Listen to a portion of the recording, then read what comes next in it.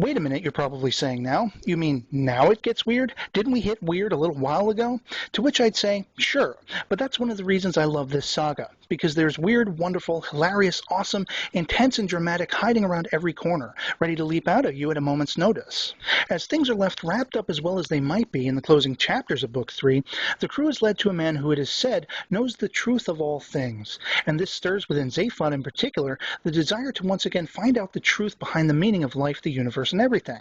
But this man, upon seeing Arthur, is brought to laughing fits, and he doesn't stop until he's very nearly dead. But he manages to impart to Arthur the place he needs to go to see God's final message to all of his creation. And as Arthur gives this some thought, he decides to take a little break from traveling.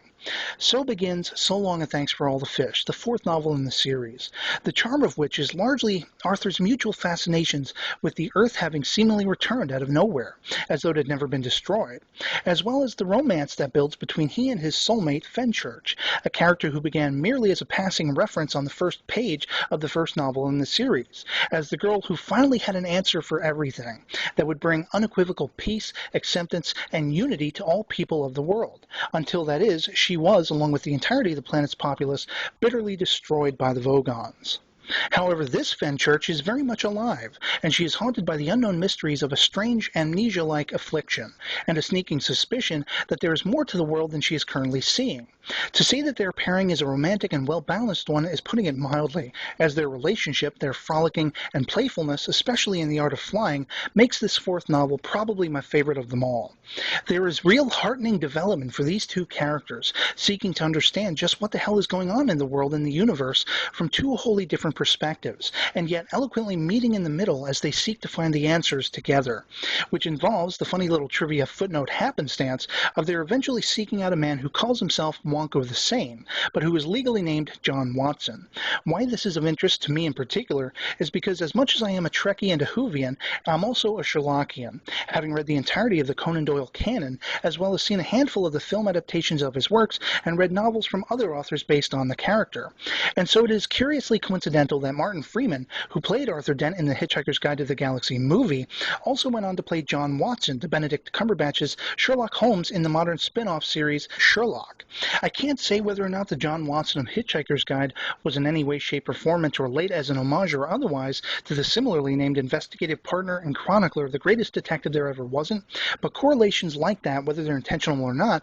always appeal to me. Another fun aspect of So Long and Thanks for All the Fish comes in the 20th chapter of the tome, wherein Douglas Adams adapts a real-life event that he experienced as one experienced by Arthur Dent, and that he subsequently describes to Fenchurch, which involves biscuits, or cookies as they're better known in the States, and the curious pilfering of them by someone who is rather unexpected, but I'll leave it there.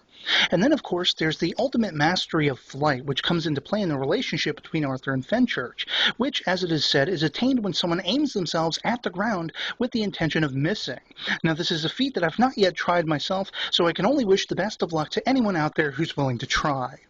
Ultimately, though, Ford Prefect pops up again as well, having been stymied by the fact that there is an Earth somehow now back in the fold. And it is by the means of the spacecraft he returns on that Arthur and Fenchurch, having sullenly not found the answers they were seeking in their encounter with Wonko the Sane, make off into the wilds of the cosmos again to seek out the final message of God to all of his creation together. Marvin re-enters the plot here as well, albeit briefly, and they all gaze upon the words left behind from an unknown age ago, which, as it turns out, actually make a kind of sense. And so ends the fourth novel in the series. The fifth and final book, at least the final Hitchhiker's piece written by Adams before his untimely death in May 2001, Mostly Harmless, sees Arthur wandering the universe alone again at the start. There are ripples, as it turns out, in the fabric of the space-time continuum and the multiverse of dimensions known as the Whole Sort of General Mishmash, or WSOGMM. And one of these, along with a not-quite-perfected starship's star drive, led to Fenchurch's having inexplicably disappeared from existence, leaving Arthur understandably distraught.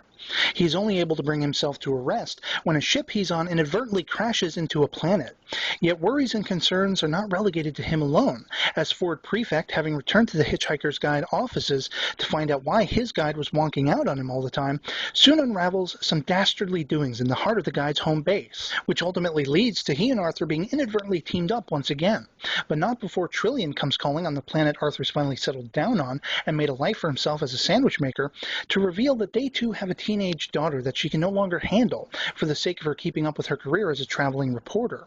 Random, their daughter, was conceived not by any romantic liaison between Arthur and Trillian, but by the happenstance of Arthur's having given multiple forms of his DNA over to organizations willing to pay cash so that he can make his way across the universe in his early travels, which just happened to coincide with his being the only other human in existence and Trillian's need at the time to have a child. But the poor girl suffers from psychological issues, largely as a result of continuously being put into daycares and other similar services all over the universe, and sometimes not entirely within the regular flow of time. She is needy yet distant, is fascinated as much by a manual wind watch as the sub-Ethernet's entertainment channels, has only just met her dad and already hates the world on which he lives and its lack of technology and places to go clubbing. To say their relationship is off to a rocky start from the get-go is putting it mildly.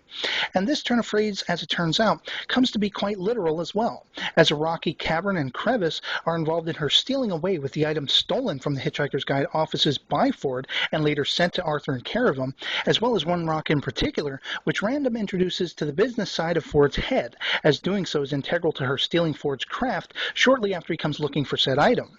The chase is effectively on as Ford regales Arthur with the foreboding sense that the item in question is potentially dangerous, at levels to which he isn't even fully aware himself, and coincides with an alternate Earth that crops up once again, where an alternate Tricia McMillan never went off gallivanting across the cosmos with Zaphod Beeblebrox, and whom Random mistakes for her real mother. And I think I'll leave it there, as the culmination of this saga is probably best experienced by you yourself. I found myself thinking, though, as I read that final novel, that the Random character came across very much as Douglas Adams is exploring what it means to have a child who may suffer some form of mental illness, and for that reason was I ultimately very intrigued by her character and the character dynamics between her and her parents, because that's something you'll ultimately come to expect, admire, and be intrigued by as his works unfold before you. Douglas Adams wasn't merely writing a whimsical sci-fi comedy adventure with Hitchhiker's Guide to the Galaxy. Strewn within each of the books in the series, sometimes hidden in plain sight between the lines, and sometimes blatantly obvious, are commentaries on aspects ranging from the human condition to life in general, life in the universe, religion, evolution, commercialism, technology, sci-fi tropes, relationships, bureaucracy, politics, and many other fascinating interpretations on all of these aspects as he saw them. It has been said that Douglas Adams didn't actually enjoy writing. In fact, he seemed to like it less and less as he wrote more. And whether you came to be familiar with his works through Hitchhiker's Guide to the Galaxy and its many varied incarnations, film, TV, radio, comic book, or novel, his alternate series revolving around the character of Dirk Gently, his work on Doctor Who in the 70s, his public speaking in the years building up to his passing away, or perhaps even by this video, the one thing I can assure you of is you'll be changed by it, affected by it. You'll be entertained, be given food for thought, consider perspectives you may never have considered or might fall right in line with those you actually have. You'll laugh, you'll shake your head incredulously, you'll be brought to the edge of your seat, and you'll very probably never want the ride to stop. And one thing you'll be certain of by the end is that Douglas Adams' most dreaded pastime was perhaps his greatest gift, one that was all too quickly taken out of this world in the usual untimely manner that the greats always are. And what's more, it'll change you, but for the better, not for worse. And as long as you always know where your towel is and don't panic, you'll be just fine. And with that, I'll conclude this lengthy venture looking into the Hitchhiker's Guide to the Galaxy saga as depicted in its 5 published novels, with brief asides touching on the film and TV versions here and there, and say that no more highly a recommendation as a book to pick up and read today can I give. I'd love to hear from you guys in the comments below what your impressions of the Hitchhiker's Guide to the Galaxy are, if you're only just hearing about it from me for the first time, or rather what your favorite and fondest memories of the saga are, if you're an old hat at it. And so that'll be it for me on this one. I hope you enjoyed the video and that it finds you well, and otherwise, I'll catch you later.